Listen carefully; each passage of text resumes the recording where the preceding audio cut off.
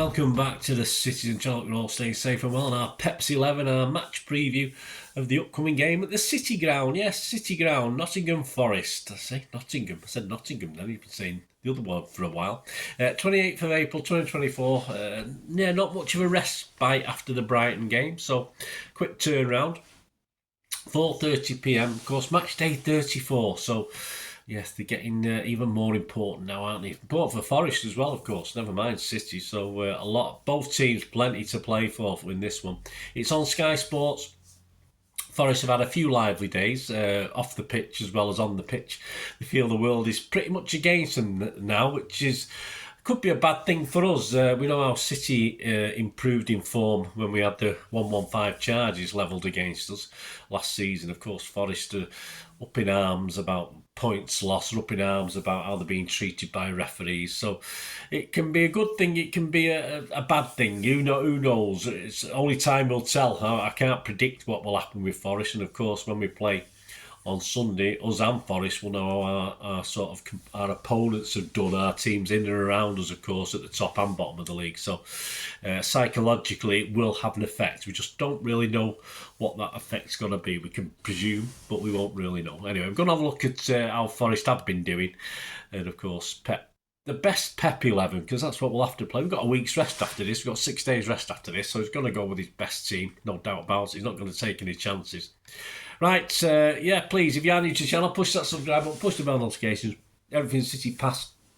And as long as I can keep going, I'm full of a cold at the moment and a bit knackered after coming back from Brighton. So I will liven up, of course, as the weeks go on with the title up for grabs and an FA Cup up for grabs. But I feel a bit weary today, but we'll carry on. And you will notice stuff on film and TV on the channel as well, so if that's of any interest, have a look at that if you can, guys. A bit hoarse today. Yes, after singing, it doesn't stop me singing, still singing, although it doesn't do my voice any good. So check out that film and TV stuff as well, or if you know somebody might be interested, point them in my direction. Right, let's have a look at, give us a like, guys. Give us a thumbs up. Let's look at Forest's recent results. Last 6 in the league. Luton 1, Forest 1. Forest 1, Palace 1. Forest 3, Fulham 1. That was a good victory. Spurs 3, Forest 1. Forest 2, Wolves 2, home draw. And Everton 2, Forest 0. That was where all the controversy came, of course, with the referees' decisions, etc., that made them send official complaints to the PGMOL, etc., although it's not gone down too well, of course. The City Ground isn't exactly a fortress, but with 5 wins and 5 draws from 17 games, they don't actually, they've let in a lot of goals, but not particularly at the City Ground. So it's not awful. They've got a reasonable record there. After us, they've got 3 big games. They've got Sheffield United away, virtually down as we're talking now. Chelsea at home, who the hell knows what Chelsea will turn up for that one. And they've got Burnley away, which could be a massive game. It could all be over by then, so it doesn't matter. But so they've still got big games to come. Their top guys, Chris Wood is their main man, 13 goals, 1 assist. Morgan Gibbs-White, 6 goals, 7 assists. Taiwo Awoniyi, 6 goals, 3 assists. And Anthony Ellinger, 5 goals, 8 assists. So not prolific. And of course, with their 4-point deduction, they hover just above the relegation spot as I'm recording this. A point clear of Luton and 3 in front of Burnley, 10 ahead of Sheffield United, who I said are virtually down now anyway. So defeat against us will leave hopes of points against Sheffield and Burnley particularly, and of course they'll hope for Chelsea to have a bad day to give them a chance. As it stands, they're not going to get relegated if they carry on as they are now, just a point above the relegation zone. They've had a week's rest to mull over that controversial 2-0 loss at Everton, and I'm sure the team and the fans will try to funnel that anger into this 90 minutes. So we'll have to be calm and collected in this one. Keep our heads, that's more importantly. Are you listening, Rodri? Yeah, if you remember the game at the Etihad. They will take hope from their efforts at the Etihad, of course, but more importantly, they did take a point in the City Ground last year when we just didn't make it count, did we? We were 1-0 up. We just couldn't get that second or third goal to make things easy, and we got sucker punched in the end. So they're not going to be in awe of us, that's for sure. And as I say, they've got their own reasons to want to battle this one out. But the pressure is ramping up, and on the basis of they'll know what's happened in and around, and by the time we play them, as I mentioned before, they might think a point is enough here, which it's not a bad thing, actually. If they go for a draw, that might be a negative thing, and we can take advantage of that. But as you say, we won't really know till the time. Either way, we've got to win this. It's as simple as that. We can't rely on other teams. Win our games, we win the title. Simple as that, and Pep knows that. Of course, Forest may be happy with that point, as I said, but City, no. I'm sorry, a point is no good for us. Even if Arsenal don't get full maximum points at the Tottenham Hotspur Stadium, because White Hart Lane there, well, it's still on White Hart Lane, isn't it? A draw again isn't good. Depending on Liverpool might pick a win up at West Ham. They don't like playing London teams, but you never know. So we'll have to do what we have to do, no matter what. So that really brings us to our boys and what Pep's going to do. If you look at that squad against Brighton, these are the starters. Ederson, Walker, Akanji, Aki, Gvardiol, Rodri, Kovacic, De Bruyne, Bernardo, Foden, Alvarez. A very strong bench. Subs, Ortega, Diaz, Stones, Grealish, Doku, Gomez, Nunes, Bob, Lewis, Diaz and Doku. I mean, you're talking players who've been starting games for City. Diaz, you're talking Stones, you're talking Grealish, you're talking Doku. You're talking Lewis even to some extent early in the season. But, so you're talking, I've got Diaz and Doku twice. They were so good, I wrote them down twice. So, a strong bench, but really, unless someone's come out of this game against Brighton, not quite 100%, it's going to be hard to believe that Pep's going to make more than, say, one or two changes, if that. I mean, I'd be tending based on that performance at Brighton to try and start the same team if everything's well. I mean, players who could be under threat, for me, perhaps Alvarez, despite the goal, he did have a few chances. I think that was his fifth chance, really, to score a goal, and he did. I would certainly hope Doku, definitely, and Grealish as alternatives to that. Perhaps a bit more of the energy of Doku on the wing, perhaps just instead of Alvarez. But Pep will be quite happy how it works. And Alvarez, I'd say, had his best game for quite a while against Brighton. So, under threat, but he might be okay. He might be still starting at the back. I can't envisage Pep dropping Gvardiol. I think Gvardiol will have another game. A lot of hugs at the end of this Brighton game.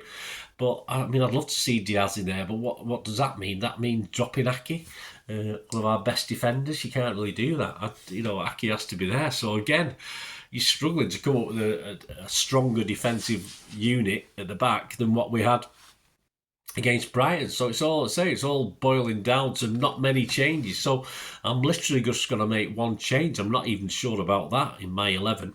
This is my 11, guys. I'm going to go Ederson, Walker, Akanji, Aki, Gvardiol, Rodri, Kovacic, De Bruyne, Bernardo, Foden and Doku as the only change instead of Alvarez. But if the same 11 starts, I will not be surprised.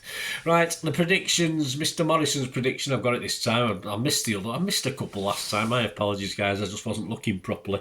He says, Forest are in trouble. I'm not sure they can get themselves out of trouble they're in, he says. They made it tough at the Etihad earlier this season. It did.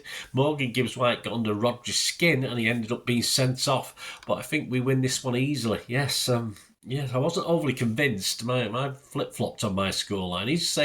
Andy's saying 4-0 for City at 14. You get 14 to 1 on that average. I wanted to say 3-0, but after keeping the clean sheet at Brighton, I was optimistic we could keep it again. But I think they might sneak one. There's a lot on this game.